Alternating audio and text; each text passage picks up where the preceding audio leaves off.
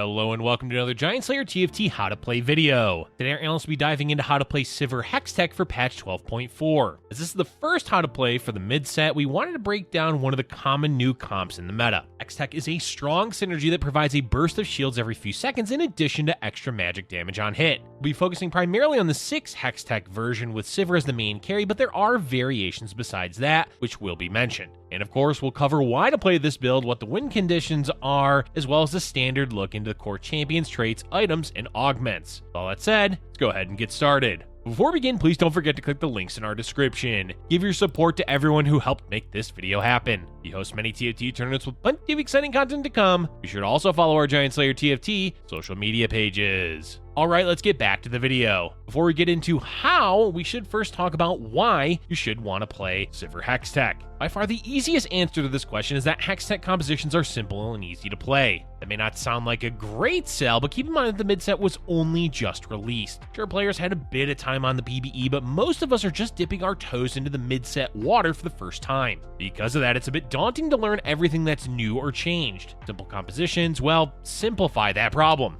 Hextech being a vertical synergy makes it quite easy to play. Pick up 6 Hextech champions, use Sivir as the carry, and you're good to go. Of course, there are nuances to it, as with any composition, but not having to worry about every possible variation helps getting into ranked and learning the meta. Hextech also has an amazing early game. For just 3 units, you can get Striker, Bruiser, and Hextech, or you can just toss in 4 Hextech and use Lucian as an item holder. The bonus shields and magic damage on hit adds a lot of staying power for early comps, making it an ideal opener for win streaking. Win through stage 2, spike again in stage 4, and boom, you're in the top 4. We could list out some more reasons, but let's put those aside and start focusing on the composition itself, with the first section being the core champions and traits.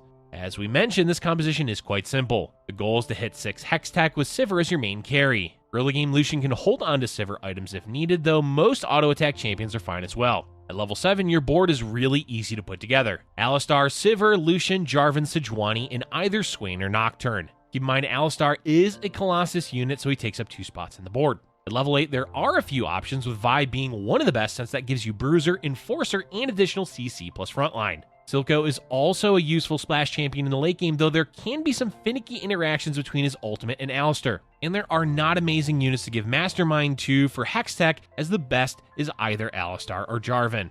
Without going 9 or skipping on Alistar, it's definitely difficult to add in splash synergies like Enchanter or Clockwork. If you have the option to do so, it can be worth it, but you definitely want Alistar because buying time for Sivir is the #1 goal for the comp. Hard to kill frontliners in CC is the best way to achieve this, meaning Alistar should rarely be skipped. That said, a 4 or 2 Hextech variation provides a lot more wiggle room to the board. Clockwork, Enchanter, Bodyguard, additional Striker units, the list is endless at that point. The variations are essentially just Sivir carry with Hextech active and a boatload of utility. It's not necessarily weaker than 6 Hextech, but Sivir will do a bit less damage without the 6 trait buff. Overall, if you want to play the easiest variation, just find Sivir and her Hextech buddies. Let's move on to the next section, the core items. Items for Sivir are quite interesting because you can go a few routes. There's stock and standard auto attack carry items like Infinity Edge, Last Whisper, and Giant Slayer, or you can play off the bonus magic damage that Hextech provides. In that case, you'll look for a static shiv and a lot of attack speed. Attack speed in general is quite good on Sivir since she gets a boost of it from her ultimate. That means having a higher base attack speed or good scaling increases the effectiveness of her ability by a large amount. In that case, Rageblade is one of the best items for Sivir since she'll baseline scale better with the attack speed. The only issue with Rageblade is that not a lot of other carries in the meta are going to need it, so slamming your Rageblade kinda locks you into Sivir. What that leaves you with is the best in slot items on Sivir being Rageblade, Shiv, Giant Slayer, and Infinity Edge. It really comes down to what you have and whether you need extra damage or not. Mixing and matching is also fine to do, such as Rageblade, Shiv, and Giant Slayer to give the most amount of damage and utility. Overall, as long as you have any item that goes well on an auto attack carry, then Sivir should do just fine. Other items to consider for this comp are frontline items for Alistar, but interestingly enough, 1 or 2 Zeke's Heralds on Lucian to buff the attack speed of Sivir. If you manage to have those, then Rageblade is no longer necessary, letting you stack extra damage or utility on Sivir. Zeke's is also decent for a lot of other compositions, so having one is not going to ruin any potential transitions. Finally, the Hextech emblem. Having it does open the door for 8 Hextech, but that's generally a bait. What's preferable is either having another frontline holding it or a champion like Zeri, as she benefits greatly from the Hextech trait. But it's totally fine to play Sivir Hextech without the emblem, it just provides a few more options. Next up, let's talk about a few of the augments to look for when playing Sivir Hextech. In general, it's fine to go with generic augments throughout the game, like econ-focused augments in the early game, combat traits mid-game, and utility late game. Or you can go all combat and no utility to force win streaks. There's no must-have augments for this composition, so playing off the best option each stage is all you really need to do. But there are a few specific augments worth considering. Backfoot provides a boost to Sivir's base attack speed, which scales well with Zeke's, Rageblade, and durability. Disintegrator is a well-rounded combat augment that pairs nicely with a fast-attacking champion like Sivir, especially in the current meta where there's a lot of beefy frontliners. Electrocharge, specifically in the early game, is amazing with Hextech because the shields extend the length of the fight, giving more time for Electrocharge to proc. That said, don't commit to this augment later on in the game unless it's a higher tier, as the damage can fall off. Most of the trait-specific augments we recommend avoiding, but one specific augment worth considering is Overpower. This is not that great of an augment, but it is combat power for your Sivir, and it opens the floor to a striker variation of the comp. It's definitely skippable though, as are most of the Hextech-specific augments. Then there's anything that provides additional power to Sivir via items like the standard item grab bag or portable forge and radiant relics. In most cases, any of these augments can be useful, but they may not always get a great item for Sivir. Finally, we also recommend considering Woodland Trinket. While the stats on it aren't amazing, as the clones will generally die to any AoE, in specific situations, it can be quite good since baseline Sivir is stronger than a lot of other units. Plus, it's a lot of fun seeing a ton of Sivir blades bouncing around. Overall, augments of this composition don't need to be complicated. Just make sure you're balancing combat and econ augments, as you do want extra power in the mid to late game from 1 or 2 combat augments. Alright, now we can move on to a brief look at each stage of the game, beginning with the early game. For the opening carousel, the component priority is either bow or sword for this comp. Sword has more overall uses in the meta, so it is a safe bet, while bow makes slightly more niche items. Any auto attack early game champion can be an item holder for Sivir items, or you can slam utility because the Hextech trait adds extra damage on its own. Stage 1 and 2, as you can guess, are all about finding the Hextech champions. 4 Hextech is amazing, but you can also get by with just 2 if you have the trio of champions Sejuani, Jarvan, and Rek'Sai. This gives you a well-balanced early game with options to add in either Enforcer, more Bruisers, or additional Hextech units.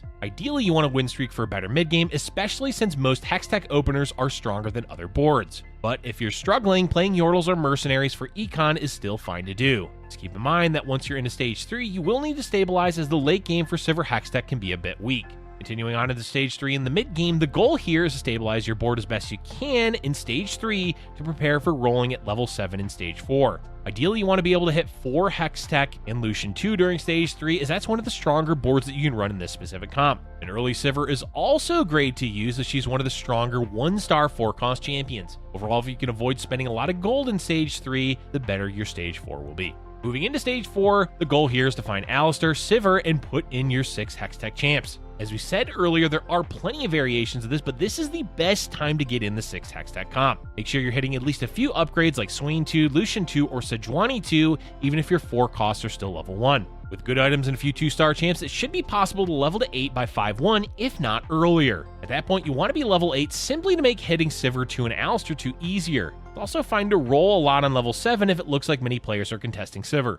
And finally, the late game, where most of the composition is about positioning. With the new in-game combat tracker, there's no longer any excuses to not be hyper-focusing on sweating positioning, since you will always have a good idea of who you're facing. Hextech compositions are great at top 4ing, so as long as you're not hard low rolling in the mid-game, you can usually coast into a 4th, 3rd, or 2nd comfortably. This is where we can talk about the win conditions for Sivir Hextech. As we just said, this composition's primary goal is to end up in the top 4. The shields and extra damage from the Hextech will fall off in the late game, and due to the lack of utility on the board, it is difficult to end up winning games with Sivir Hextech. But there are a few ways to do it. The most noticeable is hitting Sivir 3 or Alistar 3. It's not easy, but it's the best win condition available for this board. Pivoting into a late game 5-cost centric composition can also win you the game, though it's far more difficult than simply rolling for a 3-star unit. Speaking of, let's quickly talk about a few transitions you can make if Sivir just refuses to show up in your shop. The Hextech units can make this difficult, but there are easy pivots if you can't find Sivir and are hitting other units. Zeri is one of the best, especially if you have a Hextech emblem.